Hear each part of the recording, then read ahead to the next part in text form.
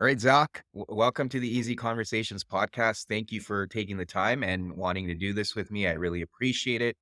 I'm really excited to hear your story and share that with the listeners today. But before we get started, I wanted to give you an opportunity to introduce yourself and maybe share with the listeners what it is that you do. And I believe you're based in Austin, Texas. Yeah, that's correct, man. So thank you so much for having me on. First of all, it's an honor to be here with you and to be able to be here with your listeners as well.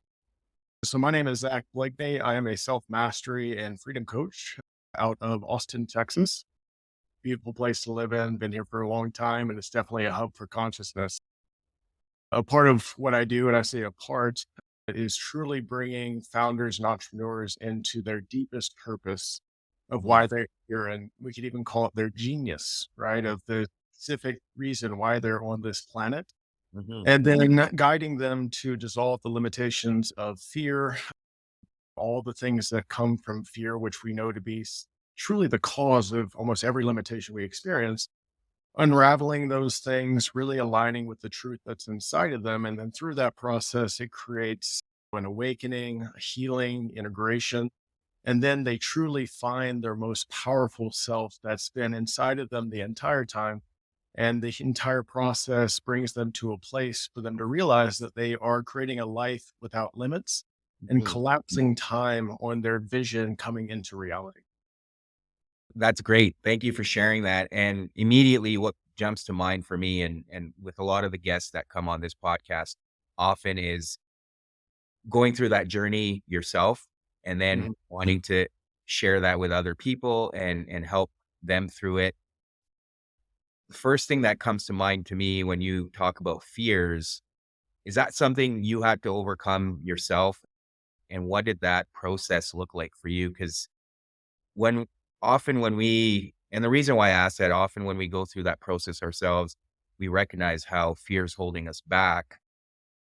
But how are you able to get people that are stuck in that fear mindset to overcome it themselves? So maybe, I guess, two questions here. First, your journey, and then what have you learned that you're sharing with others?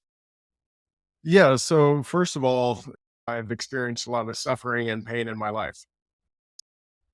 I like to say that suffering is universal. The feeling of suffering is universal. Now, each one of us has different stories that has created this suffering for us.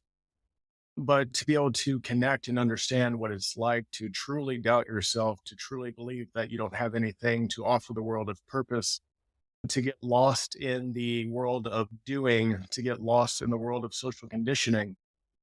Victims have been raising victims for generations. And when we really get in depth in the depth of victimhood and people start to discover all the different ways that they're giving away their power, it becomes a very strong and powerful awakening, something that they know inside of themselves. So the reason why I start there is that I'm no different. Ye- My parents came from a place, middle class white America. I didn't have really a bad upbringing, so there's not anything to complain about, so to speak. Everybody experiences trauma in some sort of way from taking on the belief systems from their parents, and maybe it's religion or what they think about a country or what they think about money, all these different things. Mhm. Well, but ultimately, my father was in the military. But we lived a really nice life. We always had food on the table. We always had a nice house. I had a car when I was in high school. There was nothing to complain about when it came to the resources that I had access to from the family I was born into. Now, with that being said, we had some resources that were computers, right? And technology, things that were kind of state of the art.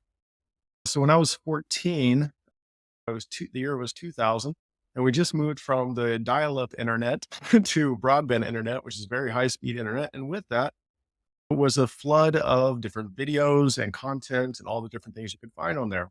Yeah. 14-year-old boy, and I'm curious. And what am I curious about? Sex. So I Yeah. started looking for sex online, which is essentially porn. And I found it because it was easy to find. And then through that process, I started to want to watch it because again, it's just I don't know any better. Mm. That innocent start of looking at something ended up being an addiction that lasted for 16 years of my life.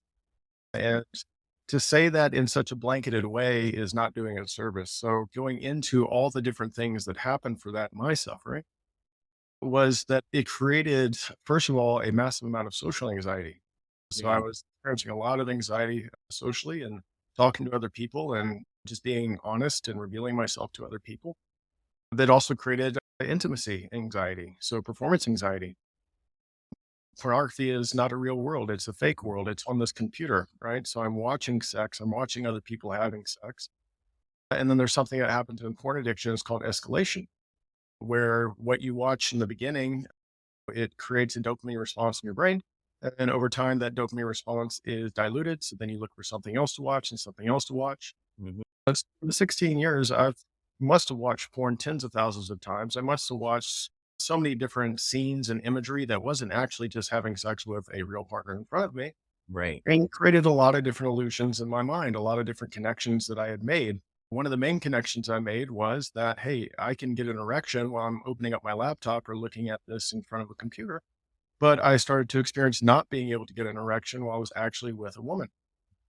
That has to do with a lot of subconscious remapping and neurochemistry and the neural wiring that you create with the thoughts that you create. And when I was my early 20s, I was taking Viagra and Cialis, right, just to achieve an erection. And then Mhm. over time, I was diving further into porn. And then sometimes that wouldn't even work with me because of the fear that I was experiencing. Yeah. All it took was a couple of times of quote unquote failing with a woman for me to create this connection that to be afraid to fail. And then what I do, I attached myself to it. And what did I do? I created my reality of quote unquote failing, right? For the women that I was with. Yeah. Now, I had a couple of relationships and I got married when I was 27. And the woman that I found at the time, we had a very strong spiritual connection. It was one of those connections that's super deep. And I loved her so much. But I came into that relationship with a lot of trauma and I was hiding the porn addiction, right? So over Yeah. time, this hiding, which I know to be a symptom of shame, you don't hide anything unless you're shameful of it, Right. was creating these repetitive patterns of shame, like showing up in another experience of shame. And there's things that addiction does. There's other effects of addiction, like lying, right? Because you have to hide it. So you're lying, you're controlling, you're manipulating. Yeah. That sadness led me into drug addiction. So I was a full on drug addict for about 2 years. That was also within the relationship. And then finally, she had enough and she left me when I was 30. Mm. So again, that's even broad. I can go deeper on all this stuff, but I'm just Yeah. you want people to understand that how much addiction truly tears up your life. And I believe that porn addiction is the worst addiction on the world for two reasons. One, it's the most available. You can pick up your phone and you can find it on your phone. And then two, the emotional cycle that it creates is really the addiction. You come from a place of guilt and shame, and then you start looking at porn, which you probably said to yourself a lot of times that you weren't going to do it again. Yeah. And then you start looking at it and then you experience ecstasy, right? Then when you get done, you lean back on you didn't follow your words. And now you feel guilty for doing the thing. And then you feel shameful for doing the thing. And then you bring those emotions back into the present moment. That creates stress and anxiety. And then you want to escape the present moment back into the same cycle. So it's a very difficult cycle to break. And the way that I've been able to help many men heal from this is by actually focusing on the emotional cycle and not necessarily the behavior Yeah. and learning how to heal from those things. So that's a recap of where it brought me and the level of suffering. Sitting there and feeling sorry for myself, feeling like I was being victimized by life. Why is this happening to me? Why am I different? Why can't I be a normal guy? And all this self pity. I was just drowning in it. So I Right. understand what that's like to feel like literally you have no control. And ultimately, it's just a huge illusion that you've created for yourself.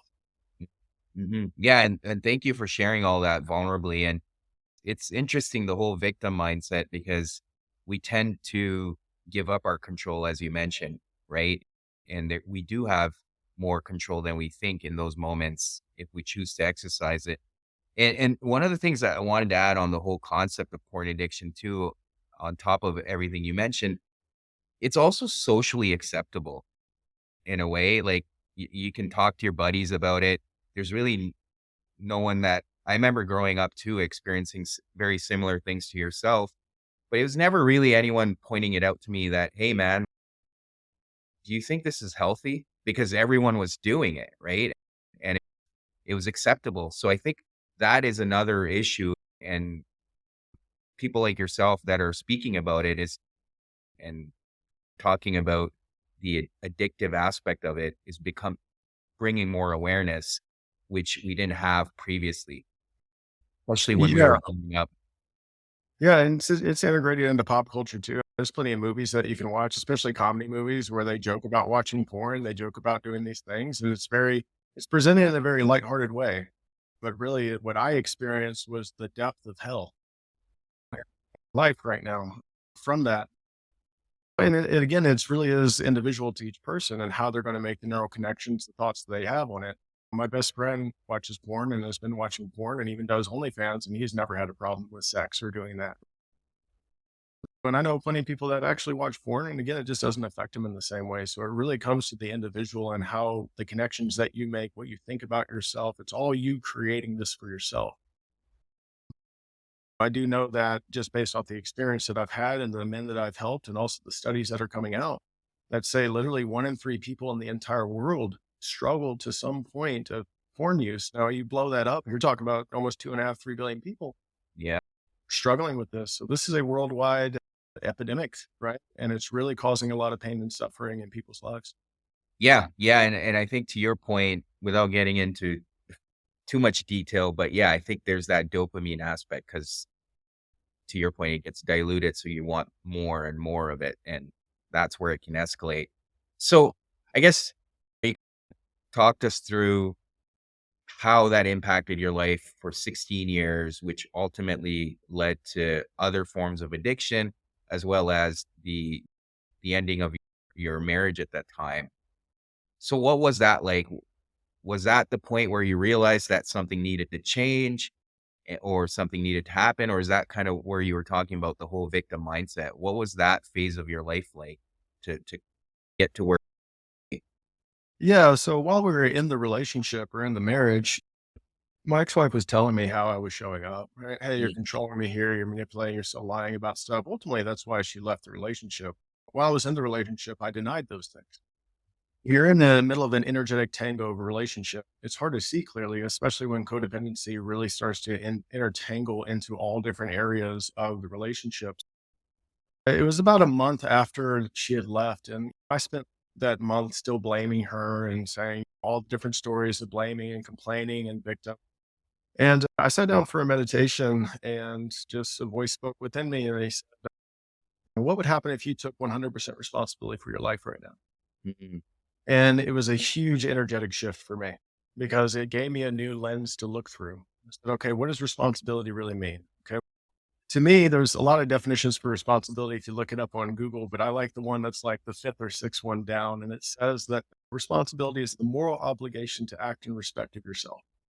mm, So when I saw that, I said, okay, so how can I reorient my entire perspective on everything that I'm seeing right now? That one, I'm the cause, I'm the creator, and it's my responsibility. And then that drove me down a pathway of just truly wanting to understand what happened to me during the addiction. And we can say what happened for me, but at the time, that's what I saw.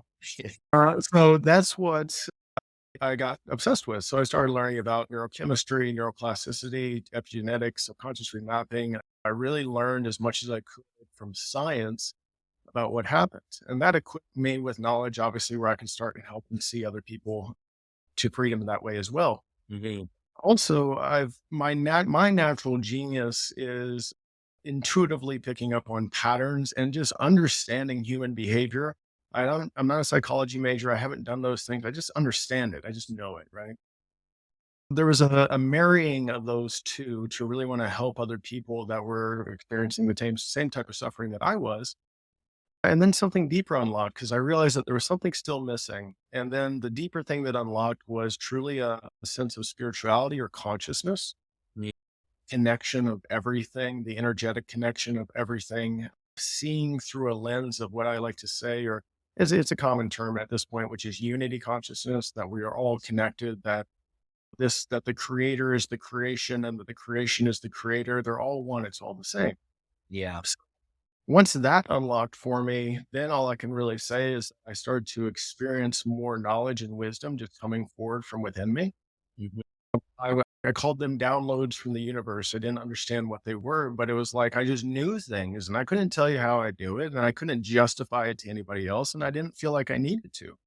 because the message was so strong that people would hear the truth in the message. And I really wouldn't get a lot of word. And somebody asked me where you learned from. I couldn't say, if anybody's followed Jay Shetty, I didn't go be a monk for 2 years. You know what I mean? I didn't do anything wild and special. I just truly healed myself. And through that own healing, I started to understand how I could truly help others, right, in this purposeful way. So that's led me to really now and understanding a few more things about how we truly guide people Yeah. and what's the most effective way to do so. And what we found is that when we have crafted essentially an entire program of coaching and experiences and events that center around respecting the individual's free will. Mm. So when we look at the two dynamics of control and freedom or service, control comes from a place that your free will is being infringed upon and you're feeling controlled to do something that you otherwise don't want to do. Free will is your creative power and also your God given right to choose. Mhm. So if we create that, we say, hey, first of all, a lot of coaches in the industry would say, I don't want to say a lot, but I know many would say, I had the answers and you're coming to me for the answers, right? Right. We switch that and we say that you already have the answer and we're just going to help you guide to the truth inside yourself and dissolve all the victim loops, dissolve all the confusion, dissolve all the uncertainty so that you find what's already within you. Right. And this comes from a place of empowerment. So we've designed everything around this. And what we have found is just these incredibly powerful awakenings, empowerment, understanding, and purpose that's coming forward at such an accelerated rate that they know who they are. And then from that point forward, we bring them from that knowledge of self awareness into self mastery. Mhm. Because it's one thing to know now my limiting side and my powerful side, but still there's the subconscious program. There's the integration of this knowledge. There's going out and experiencing yourself as being powerful. And this is the pathway to self mastery where you get to the point where you're only listening to one voice inside of you. And that one voice is your spirit.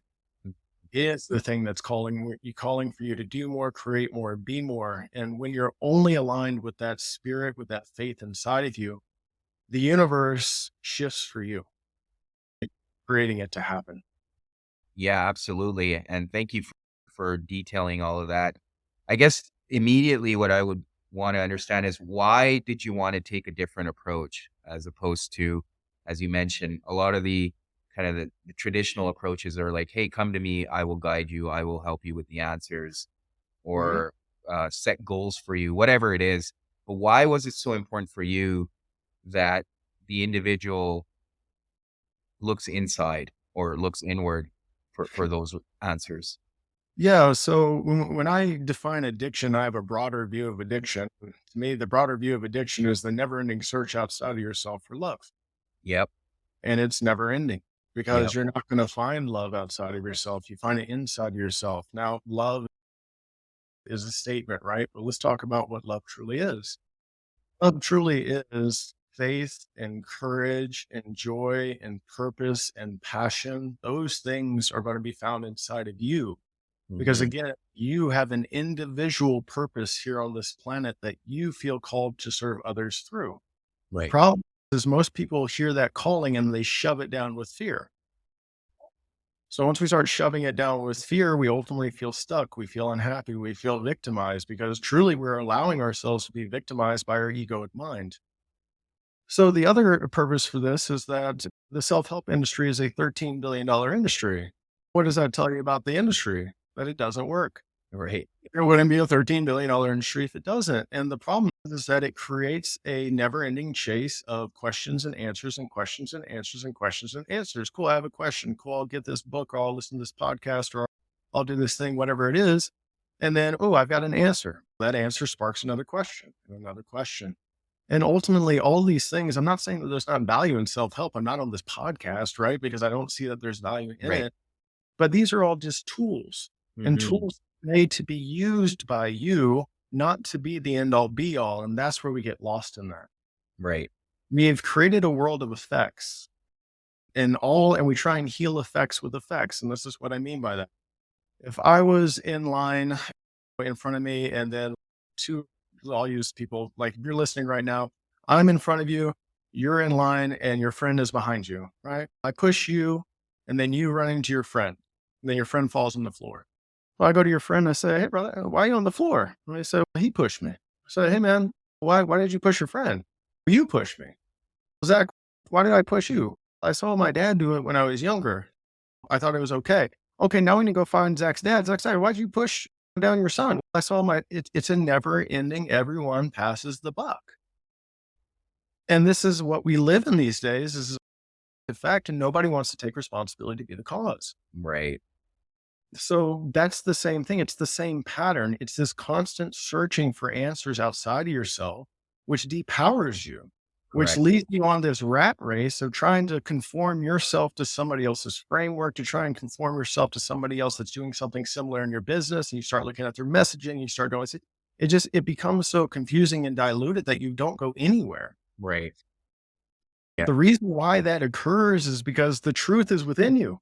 Yep. Yeah. It's already within you. You will continue to fall in that trap until you have the courage to look within, until you have the courage to say, okay, there are parts of me that I've been avoiding, which Mhm. is creating a void inside of me.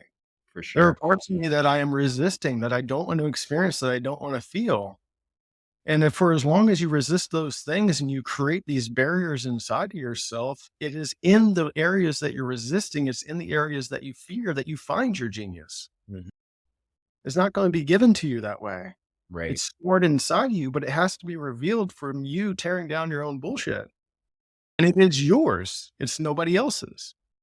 So until they can take that lens of responsibility, that ownership, that understanding that they are the creator, that you are the creator, that you are more powerful than you could ever imagine.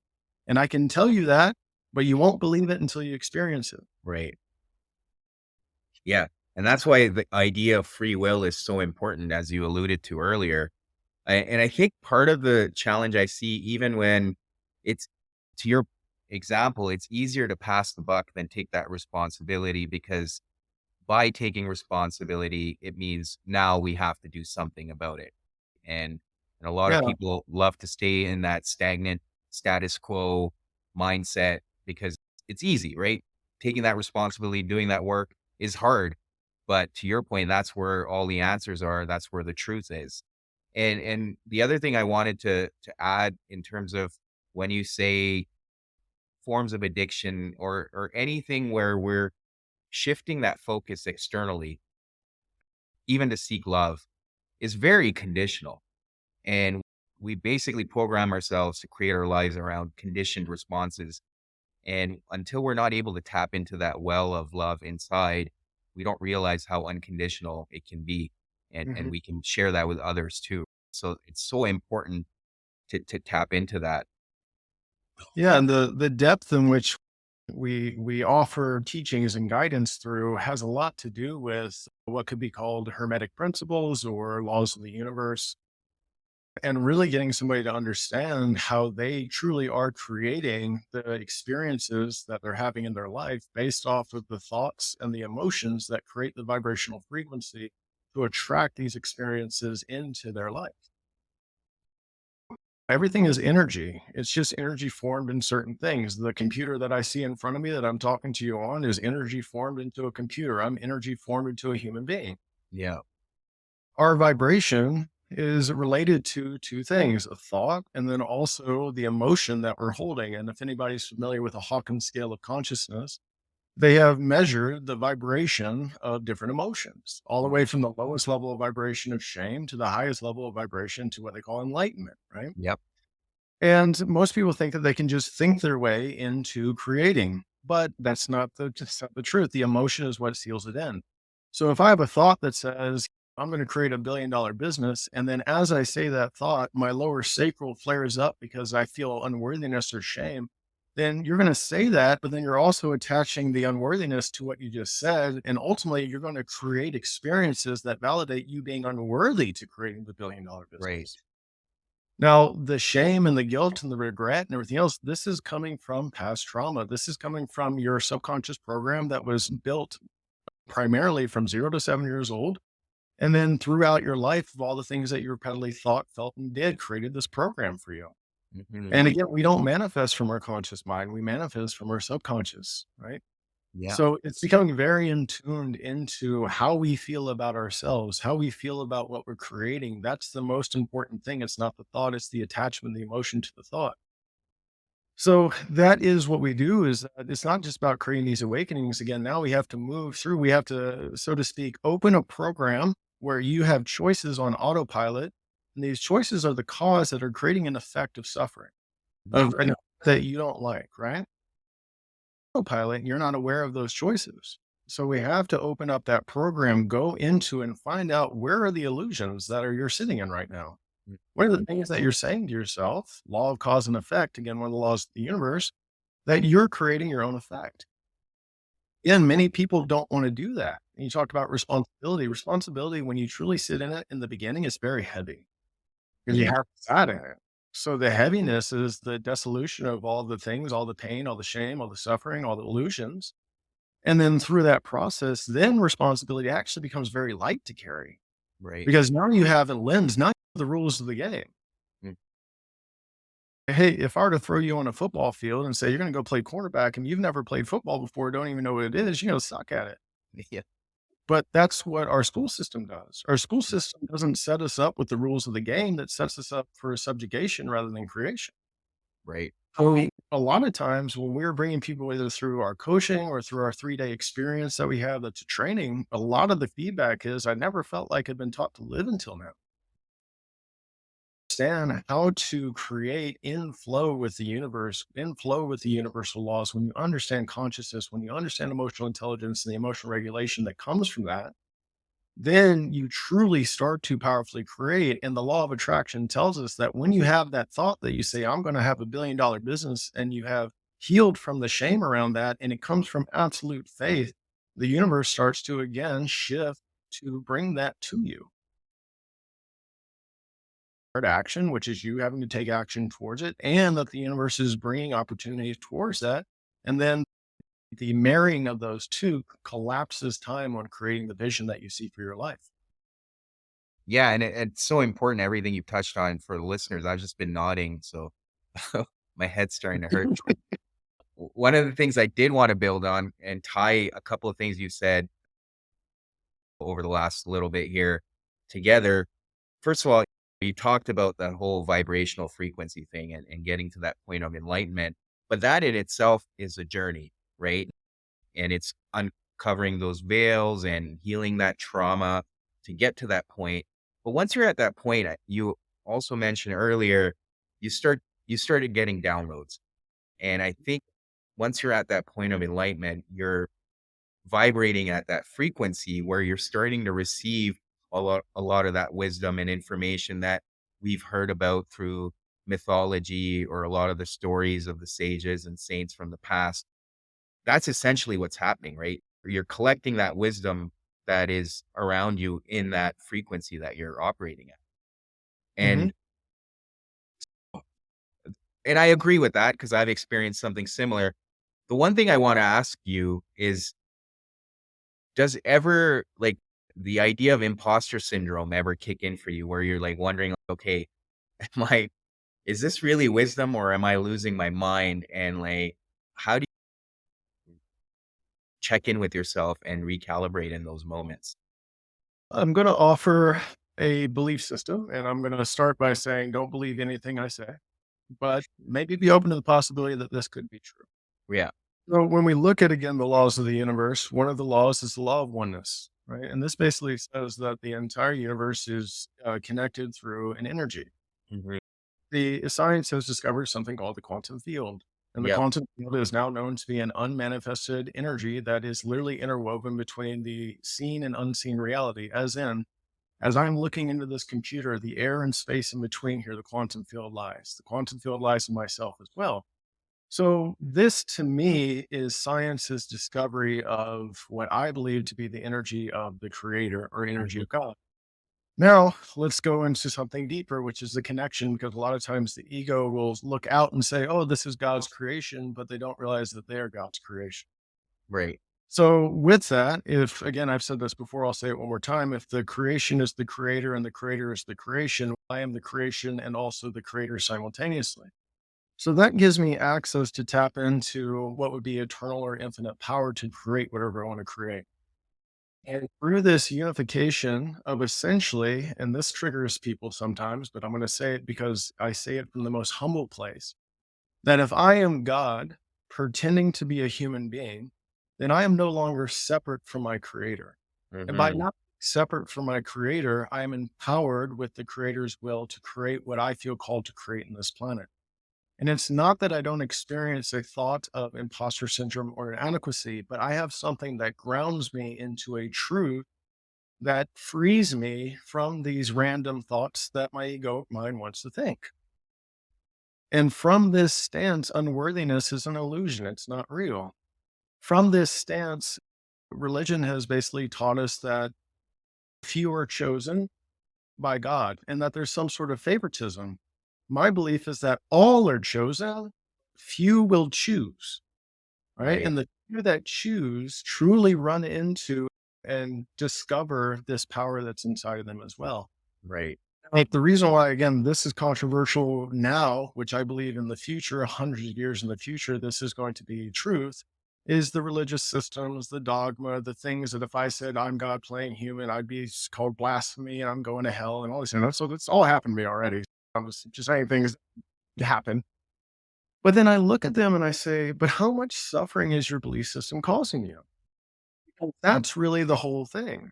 Is that I look, I don't care if you agree with me. I'm not coming from a place of right or wrong. I'm not even telling you that my belief system is right. Mm. What I'm telling you is that the thing that I believe empowers me and has brought a connection with my creator, with God within me that is so deep, it's emotional that I never achieved under a religious stance. I was raised Catholic. I was so disconnected from God and Jesus and all these things. And the disconnection was the separation. Yep. The belief that Jesus is separate from me, the belief that God is separate from me, the belief that I'm unworthy of God's love. What does that mean? I'm unworthy. So this core central thing essentially comes from a place to wrap it up that says that I'm infinitely powerful, you're infinitely powerful. I'm infinitely valuable, you're infinitely valuable. And what does that make us? That makes us equal in our value and our power to create whatever we create. Right. So to me, it's the healing of inequality that we see in the planet. It's the healing of separation. It's healing of unworthiness. And that's why I believe what I believe. Because Mhm. again, I can experience thoughts, but I know what is true to me. And every time I lean back on truth, I create more power. Yeah. Yeah. And that's so profound, everything you shared there, because there's so much to unpack there, but we don't have that much time today. No, thank you. Thank you for sharing that. And yeah, no, and I'm speechless because I've had similar experiences to yourself and recognizing I don't think personally I found peace until I was able to surrender to that idea that I'm here for a purpose and I've been chosen to be here because and then I don't need that validation from anyone else because now I know that I've got that connection to the creator, as you've mentioned. And to me, that's been the most peaceful realization, just sitting, accepting that and surrendering to it. And it's personally changed my life in many regards. But yeah. So I guess one of the things related to what we've talked about just now, and I was looking at your page as well, and what I noticed is very similar to myself. We go through this transition, right? Through through this journey itself, because we start this journey of self-discovery and self-healing and finding that love for ourselves. We embark on it. We don't know where we're headed. We just know that something needs to change and we need to start perhaps looking internally to find these answers. And then as we continue to go on this journey and grow, we learn new things and we try to forget old beliefs and old patterns and try to pick up new ones. And I think that's evolution in general for ourselves and everything around us is evolving too. So I think that's where that you find that you're in sync with everything around you. What was your journey like in terms of that whole transition since you mentioned going through that, your relationship ending to the point you're at today. Oh, yeah, what was that like? Yeah, it was very painful still in the beginning. I'm going through doing my best to heal from the relationship and detach from all the different thoughts I had about what it would be like to be married, right? I'm going to be with one woman for the rest of my life. We were going to get through all these bad times together. We were going to do all this different stuff and truly feeling abandoned, right? But I abandoned myself. So Right. that's what I created in my life. So it's really starting to understand that. And the knowledge of how the brain works and how I became addicted to porn and all that, it was one of the first healing moments of my life because I always felt like when I was in the middle of the addiction that it wasn't me, right? I felt like I was in prison. It's like and it was, my soul was in prison. My ego had created the walls of the prison, right? And I was like, man, I can't express love the way I want to. I'm not showing up the way that I truly feel is authentic to me. But I didn't have the knowledge to understand why that's the case, right? So once I had the knowledge to understand why that's the case, I was like, oh, this is why, this is the answer, so to speak, to that question, right? That was very healing for me to know that. And I came up with a grounding statement, which was very healing for me, which was I was doing the best I could with the knowledge that I had. And that's something very hard to accept when somebody's in regret. It's always the I woulda, I shoulda, I coulda, until you realize that you woulda, shoulda, coulda didn't do anything but what you did because that's the reality of what happened. And we can't actually heal until we deal with the reality of what happened, right? Of course. And the ego is such very good at trying to avoid reality. So then that brought me into a level of, okay, I'm still hurting. I still do miss my ex-wife, but also I'm starting to look forward into what I wanted to create. And over the 4 years, like with my ex-wife, I was a bodybuilding coach, so I was still doing bodybuilding coaching. And then again, when the spirituality consciousness started to unlock, I was like, oh, okay, there's other ways to help people, right? There's other ways to guide people. And I did that for my bodybuilders. I saw really good results, but ultimately, bodybuilding is a pretty egoic industry. And then I started to feel called to offer these types of teachings and guidance to people that are truly creating. So Mhm. our community is called C3 Conscious Creators Community. And what we say is that everybody on the world is a creator, but few choose to create. And those are the entrepreneurs, those are the founders. And I saw a video, I think it was this past week, I was in a mastermind and it was a video of pretty much like suffering in the world, right? There's a starving kid in Africa. There was slave trade photos. There was all these different things. And that truly is what inspires me because to me, there is somebody on this planet that has the creation that will solve this problem, right? Mm.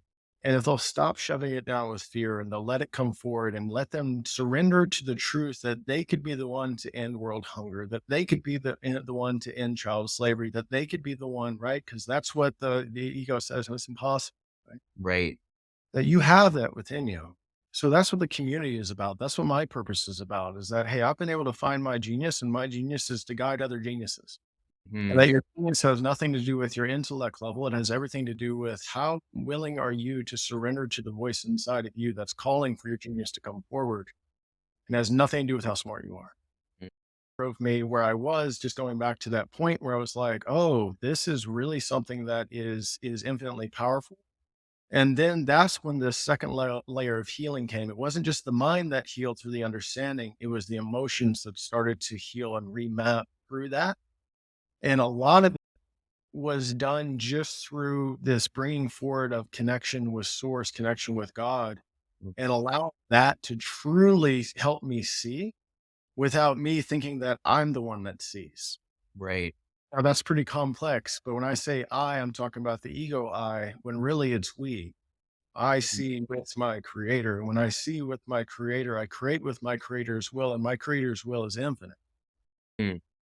So that was really where that second layer of healing came from. And I'm not even going to say that I'm permanently healed now. The healing journey continues to last throughout a lifetime. I'm going to be 80 years old and heal from something that I happened when I was 60, I'm sure. You know what I mean? It's just a constant cycle of growth.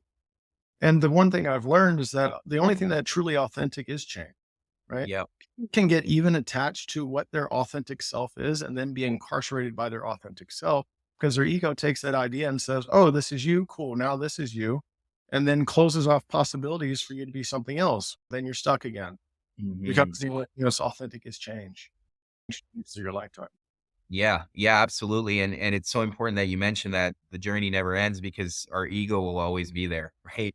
So often that's finding that balancing act and always making sure we're not only aware of the ego, but how we're letting the ego dictate our life at times. And that to me, I believe is our never ending journey in this life for sure.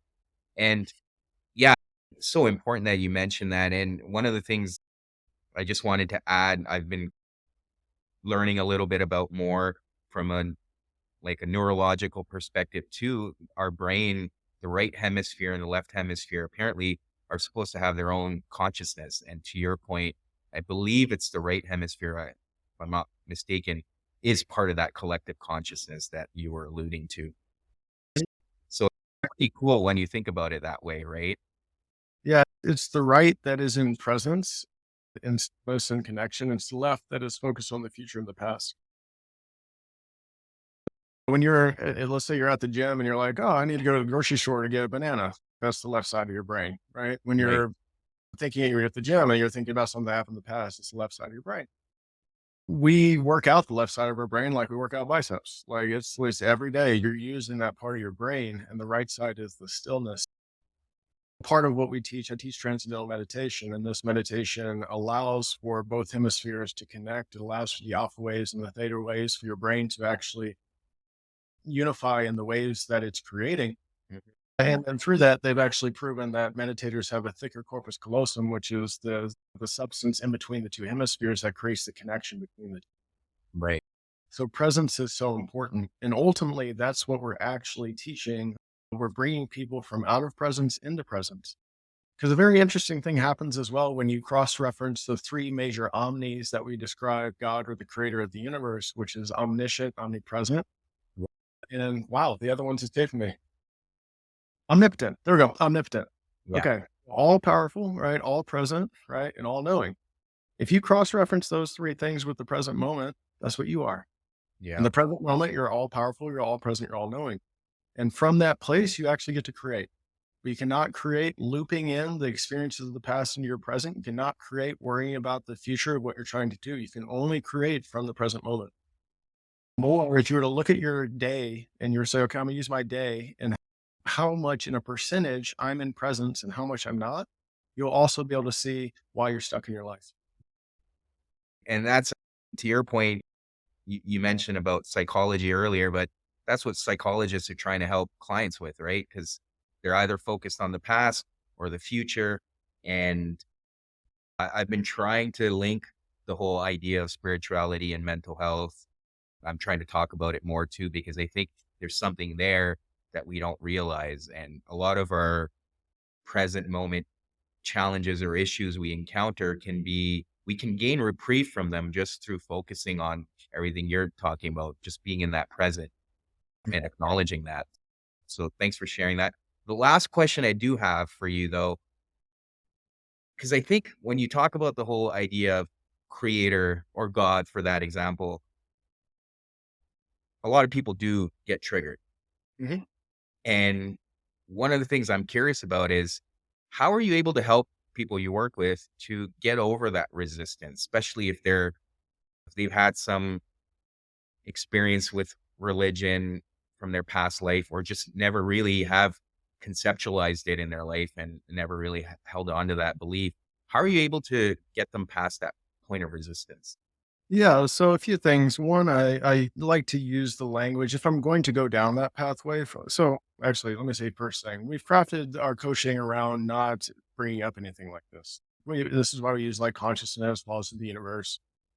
So we're teaching something that doesn't challenge their religious beliefs. Now, if my client wants to go into religion and talk about those things, I can use, for instance, in Christianity, there's the Father, there's the Son, there's the Holy Spirit, right? So I can use these type of terminologies to connect what I'm talking about to them.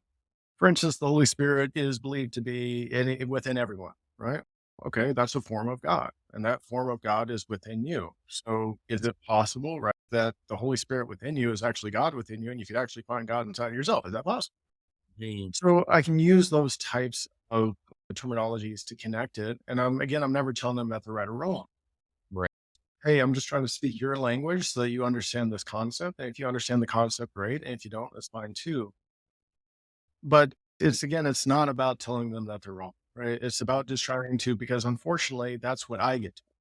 I get told that I'm wrong. I get told I'm going to hell. I get told I'm the Antichrist. I get told all these different things. Yeah. And the truth of the matter is, man, is that people would rather be right and suffer than wrong and free, right? And that's the trick of the ego, right? Is at least, no matter if I failed, at least I'm right about failing. Yeah. And that's more important to them than opening up to the possibility of being wrong. And then from being wrong, shifting into a belief system that can truly help them. And it's not that Christians can't create huge businesses and beautiful things in their life. There are plenty of people that have created big businesses that are Christians as well. So again, this isn't about that. Again, and that's really the separation between like religion and what do you believe about yourself and what you're going to create in your business. They're intertwined, but they're also completely separate simultaneously. Mhm. So just what I try and do is I really want them to understand that, okay, what I'm teaching, what I'm offering to you is an opportunity and it's still your free will choice to choose it. And if you choose it, here's some of the effects, here's some of the results that you can experience.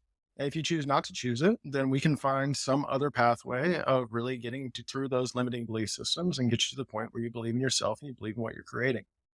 So just to wrap that up for a second, I would say again, when we're coaching, it's not with, oh, we're going to teach you unity consciousness. We're teaching you hermetic principles. We're teaching you laws of the universe. We're teaching you consciousness. We're teaching you about the ego. We're teaching you these things. And if you choose to dive deeper, sure, we can start talking about that as well. But it's very effective without having to have that deep dive. Right. No, thanks. Thanks for building on that for sure. Thank you. Zach, I'd like to say that this is not how I envisioned the conversation going. So thank you. I welcome it. And that's the beauty of having these conversations because you never know what you're going to get out of it. And I feel like I got a lot out of it. First of all, thank you for that. And for listeners that do want to get a hold of you, whether it's finding you online or social media, what are some ways they can do that? Yeah. So luckily, no one has my name on social. So my tags on all my platforms is at Zack Blakeney. And then also Conscious Creators Community or C3 underscore Unity. You can find the community there as well. And once you go there, you can explore some of the links in the bios, different ways that I serve people. We have a program for entrepreneurs, obviously, to create, to heal, to awaken, to create, to integrate. We have a 3-day training called the Journey to Nobody. And this Mhm. is a 3-day experiential training. It is completely unique. I haven't seen anything like it. What we've done is we've crafted experiences over the 3 days, and you show up in the experiences, and we assess how you show up. And literally, when people leave from that experience, they'll know exactly where their limitations are and where their powerful self is. Helping with integration with courses. And again, just so much going on that we're just building an entire community platform that truly helps people transcend fear and lean on the faith inside themselves to powerfully create their lives.